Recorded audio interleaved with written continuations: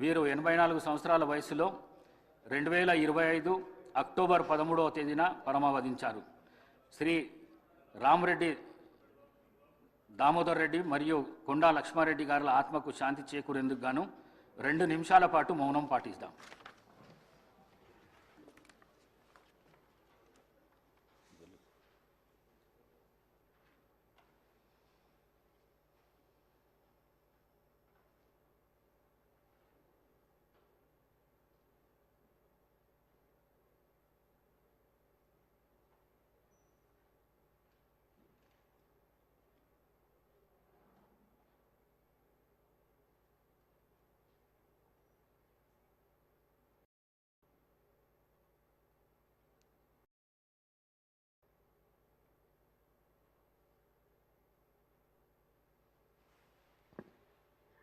Okay.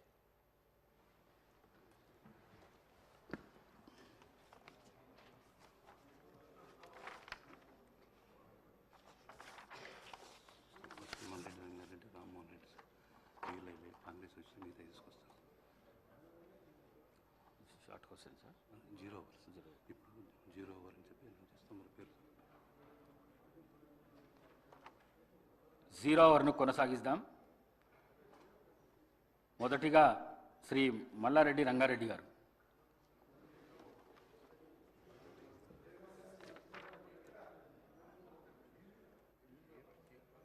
Shri T Rammohan Reddy గారు.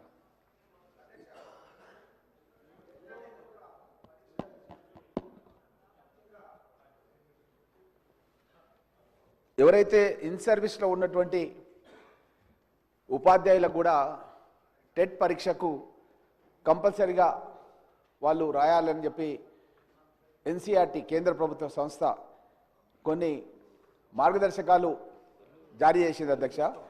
అయితే కొన్ని దశాబ్దాల కాలంగా ఉపాధ్యాయ వృత్తిలో సమసమాజ స్థాపన గురించి పనిచేస్తున్నటువంటి ఈ ఉపాధ్యాయులకు ఈ విధంగా టెట్ పరీక్ష కంపల్సరీ అని పెట్టడం అన్నది కరెక్ట్ కాదు అధ్యక్ష.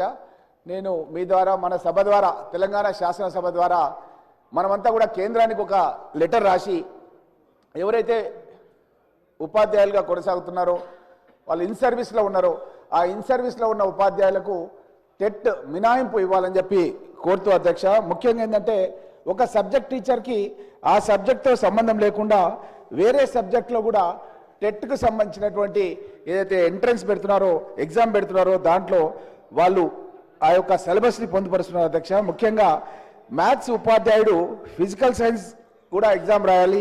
అదేవిధంగా బయోసైన్స్ ఉపాధ్యాయుడు మ్యాథ్స్ లేదా ఫిజికల్ సైన్స్ రాయాలి.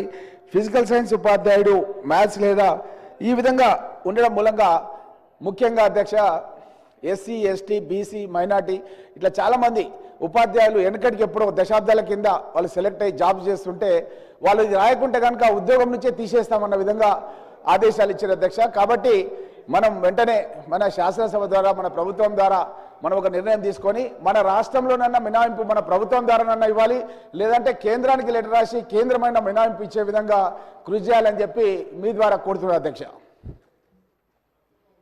శ్రీ మల్లారెడ్డి రంగారెడ్డి.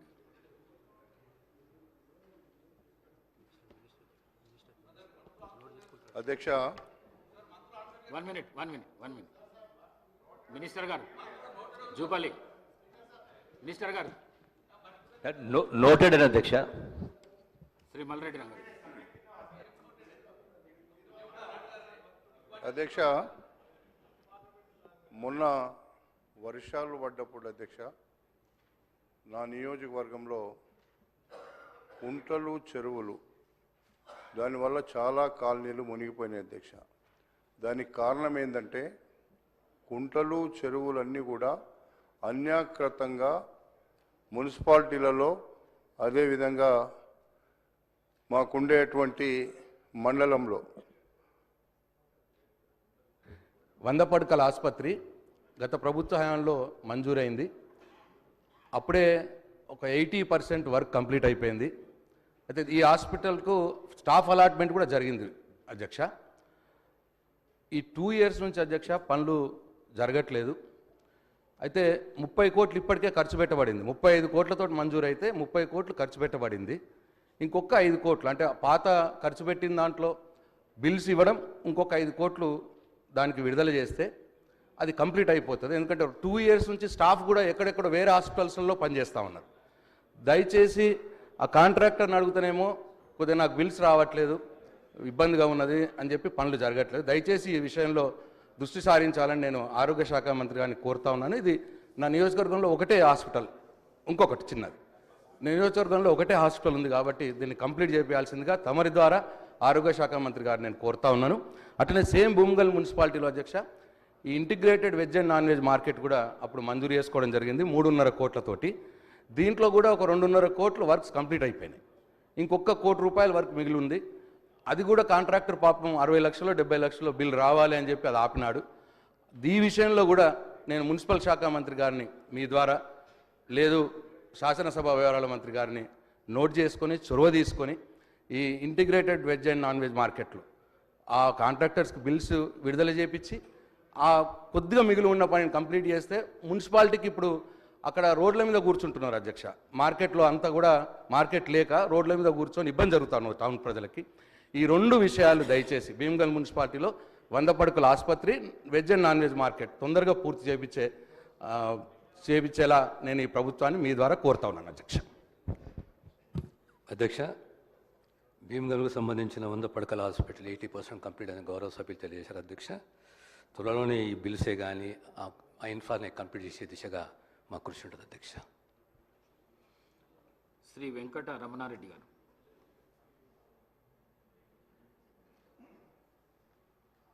అధ్యక్ష, గౌరవ మర్యాదల గురించి, సాంప్రదాయం గురించి, సభా సాంప్రదాయం గురించి అందరూ రాజకీయ నాయకులం అందరం కూడా మాట్లాడుతూ సభా వేదికగా నేను తెలియజేసేది ఏంటంటే ఎవరమైనా సరే ఎదుటివారిని గౌరవించుకుంటూ విమర్శలు, సద్విమర్శలు, ప్రతి విమర్శలు చేయాలి తప్ప భాషని ఇంకా దిగజారుస్తూ మాటలు మాట్లాడడం అనేది సరైనది కాదనేది నా అభిప్రాయం. కొత్తగా వచ్చిన నాలాంటి వారు 57 మంది ఈ అసెంబ్లీలో ఉన్నారు. మిమ్మల్ని చూసి మేము నేర్చుకోవాలి కానీ మీరు మాట్లాడే భాష ద్వారా ఇంకొక 4 పదాలు కలిపి దిగజారిపోయే భాషను మాట్లాడేంతటి మాటలు మాట్లాడడం బాగుండదని అనుకుంటున్నాను. ఒకరు మూర్ఖులైతే ఇంకొకరు వారికి సద్విమర్శ చేసి సరైన మార్గంలో పెట్టాలి తప్ప ఒకరు అన్నారు కదా నేను ఇంకొక 2-3 మాటలు ఎక్కువ మాట్లాడితే నాకు ప్రజల్లో మంచి పేరు వస్తుందని అనుకుంటున్నారు తప్ప అది బాగులేదు. ఇలా మనం ఒకరి మీద ఒకరు మాట్లాడుకుంటూ వాటిని కనీసం రికార్డ్స్లోకి కూడా తీసుకునే పరిస్థితులు లేకుండా మీడియా ముందట మాట్లాడుతూ పోతుంటే ఆఖరికి మీడియా వాళ్ళు కూడా క్లాస్మేట్స్, చిన్ననాటి మిత్రులు ముఖ్యమంత్రి గారు అయినట్టు ముఖ్యమంత్రి రేవంత్ రెడ్డి లేకపోతే మాజీ ముఖ్యమంత్రి చంద్రశేఖరరావు అని చెప్పి సింగులర్ వర్డ్లు మాట్లాడి ప్రధానమంత్రి మోడీ అని మాట్లాడి చిన్ననాటి మిత్రులతో సంబోధించినట్టు సంబోధించే పరిస్థితికి మీడియా కూడా వచ్చిందంటే దానికి కారణం రాజకీయ నాయకులమైన మనం అనేది మీరు గ్రహించాలి. బూతులు మాట్లాడడమే రాజకీయ లక్షణం అనుకుంటే అది అవలక్షణం అనేది నా అభిప్రాయం. దయచేసి సభలో ఉన్నటువంటి పెద్దలందరూ కూడా చంద్రశేఖరరావు గారి నుంచి మొదలు పెడితే ఇప్పుడున్న ముఖ్యమంత్రి రేవంత్ రెడ్డి గారి వరకు మధ్యలో ఉన్న మంత్రులు కానీ ఇక్కడున్న ఎమ్మెల్యేలు కానీ కొత్తగా ఎన్నికైన మాలాంటి వాళ్ళు కానీ రానున్న శాసనసభకు వచ్చే సభ్యులు కొత్త వారికి కూడా మంచి సందేశాన్ని ఇవ్వాలని, మంచి సభా సాంప్రదాయాన్ని ఇవ్వాలని, రాజకీయంలో మనము మంచి పేరు తెచ్చుకోవాలనేది అందరి సభ్యుల్ని నేను కోరుతున్నాను. మీడియా ముందట నోటికొచ్చినట్టు మనం మాట్లాడడం వల్ల మనల్ని మనం దిగజారుస్తూ ప్రజల్లో చెడు పేరు తీసుకొస్తున్నాం అనేది ఆలోచించాలి. ఇకపోతే హైదరాబాద్ పట్టణం వరల్డ్ క్లాస్ అంటారు, మన మాటలేమో 3rd క్లాస్కి పోతున్నాయి. ఈ వరల్డ్ క్లాస్ 3rd క్లాస్ని కొంచెం చూసుకుంటూ ప్రజలందరూ కూడా గమనిస్తున్నారు. కాబట్టి మీరు సభను అధ్యక్ష మీరు ఖచ్చితంగా ఇది చెప్పాల్సిన అవసరం ఉన్నదని తెలియజేస్తారు.